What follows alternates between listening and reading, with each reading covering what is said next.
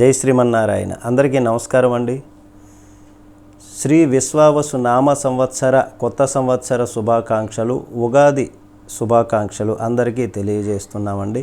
అయితే శ్రీ విశ్వావసు నామ సంవత్సరము 12 రాశుల వారికి, మేషరాశి నుంచి మీనరాశి వరకు కూడా ఈ 12 రాశుల వారికి ఆదాయము, వ్యయము, రాజపూజ్యము, అవమానము ఎలా ఉంటాయి అన్నది తెలుసుకుందాం.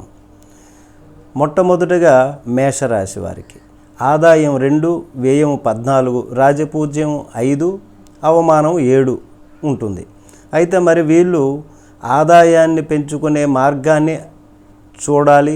అలాగే వ్యయాన్ని అంగులు ఆర్భాటాలకి పోకుండా, దాన ధర్మాలు అత్యధికంగా కాకుండా, క్షేత్రమెరిగి విత్తనము, అలాగే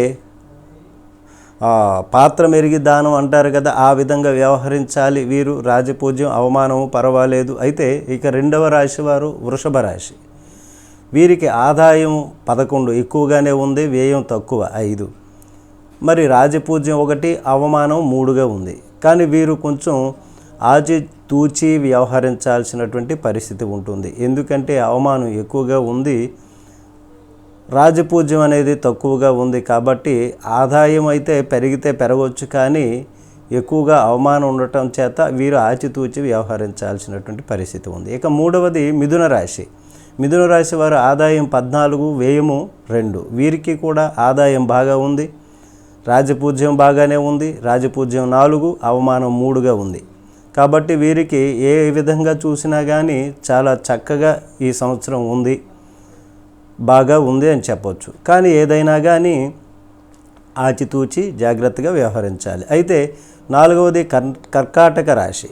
ఈ రాశి వారికి 8 ఆదాయము, 2 వ్యయము బాగానే ఉంది. అయితే రాజపూజ్యం 7, అవమానం 3. రాజపూజ్యం బాగా ఉంది, ఆదాయం బాగుంది. వీరికి ఈ సంవత్సరం అయితే తిరుగు ఉండదు. ఇక సింహరాశి వారు 5వది 11 ఆదాయము, 11 వ్యయంగా ఉంది, రాజపూజ్యం 3, అవమానం 6. అవమానం అయితే ఎక్కువగా ఉంది. వీరు కొంచెం జాగ్రత్తగా, సమాజానికి కొన్ని సాంప్రదాయాలు, కట్టుబాట్లు ఉంటాయి, వాటిని ఆచితూచి వ్యవహరించి వాటిని ఆచరించేటటువంటి విధంగా, పాటించేటటువంటి విధంగా వీరు ఉండాలి. ఇక 6వది కన్యారాశి. కన్యారాశి వారికి 14 ఆదాయము, వ్యయము 2, రాజపూజ్యం 6, అవమానం 6. రాజపూజ్యం, అవమానం సమానంగా ఉన్నాయి. ఆదాయం చూస్తే చాలా చక్కగా ఉంది, వ్యయం మాత్రం 2గానే ఉంది, ఆదాయం 14గా ఉంది. వీరికి చాలా చక్కగా ఈ సంవత్సరం ఉంటుంది. ఇక 7వది తులారాశి. తులారాశి వారికి ఆదాయం 11, వ్యయం 5, రాజపూజ్యం 2, అవమానం 2. వీరికి కూడా చాలా చక్కగా ఆదాయం 11గా ఉంది, చాలా బాగుంది. కానీ ఏదైనా వ్యాపారస్తులైనా కానీ ఆ వ్యాపారంలో ధర్మం ముడిపడి చేయాల్సినటువంటి, నీతిగా చేయాల్సినటువంటి పరిస్థితి ఉంది. దైవానుగ్రహం పొందుతారు అలా అయితే. అలాగే ఉద్యోగస్తులైతే చక్కగా చేయాలి, నీతి నిజాయితీగా చేసేటటువంటి విధంగా ఉండాలి. ఆదాయం పైన దృష్టి కాకుండా ధర్మంతో ముడిపడి ఉండాలి. ఇక 8వది వృశ్చిక రాశి వారు. ఆదాయం 2గా ఉంటుంది, వ్యయం 14 ఉంటుంది, రాజపూజ్యం 5, అవమానం 2. వీరికి వ్యయం 14 ఉంది, ఆదాయం 2 ఉంది. కాబట్టి వీరు అనవసరమైనటువంటి ఆర్భాటాలకి వెళ్ళిపోకుండా, దాన ధర్మాలలో తెలుసుకొని చేసేటటువంటి విధంగా ఉండాలి. ఆ విధంగా వ్యయాన్ని తగ్గించుకునేటటువంటి విధంగా ఉండాలి. ఆదాయ మార్గాలను పెంచుకోవాలి, ఆచితూచి వ్యవహరించాలి. రాజపూజ్యం అయితే సమాజంలో గౌరవ మర్యాదలకు, కీర్తికి వీళ్ళకి లోటు ఉండదు అని చెప్పొచ్చు. ఇక 9వది ధనుస్సు రాశి. ధనుసు రాశి వారికి ఆదాయం 5, వ్యయం 5, రాజపూజ్యం 1, అవమానం 5.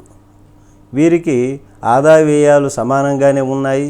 రాజపూజ్యం 1, వ్యయము అవమానం 5గా ఉంది. కాబట్టి సమాజంలో ఉన్నటువంటి లోటుపాట్లను వారు అర్థం చేసుకొని భారతీయ సంస్కృతి సాంప్రదాయాలకి వాళ్ళు ఒక బద్దులై జీవించాల్సినటువంటి, ధర్మంతో ముడిపడి జీవించాల్సినటువంటి పరిస్థితి ఈ సంవత్సరం అయితే వీరికి ఉంది. జాగ్రత్తగా ఉండాల్సినటువంటి పరిస్థితి. అయితే ఇక 10 మకర రాశి వారు.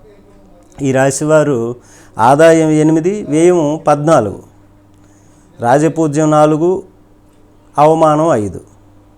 అయితే వ్యయం ఎక్కువగా ఉంది.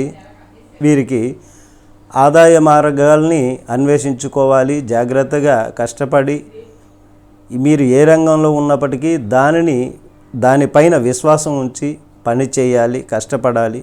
దాని ద్వారా ఆదాయాన్ని ఎక్కువగా సంపాదించుకోగలుగుతారు. ఈ వ్యయాన్ని తట్టుకోగలిగేటటువంటి విధంగా ఉంటుంది. ఇక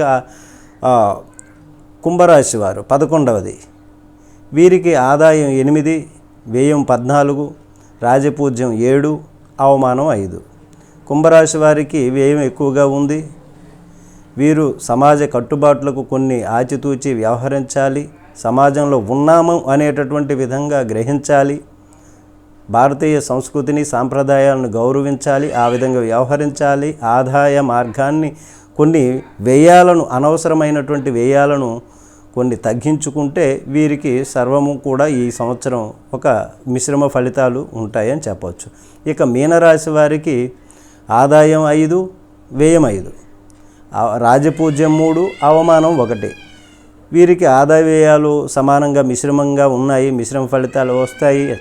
రాజపూజ్యం, వీళ్ళు సమాజంలో గౌరవ మర్యాదలను ఎటువంటి లోటు ఉండదు, కీర్తి సంపాదిస్తారు. అలాగే అవమానం 1 ఉంటుంది.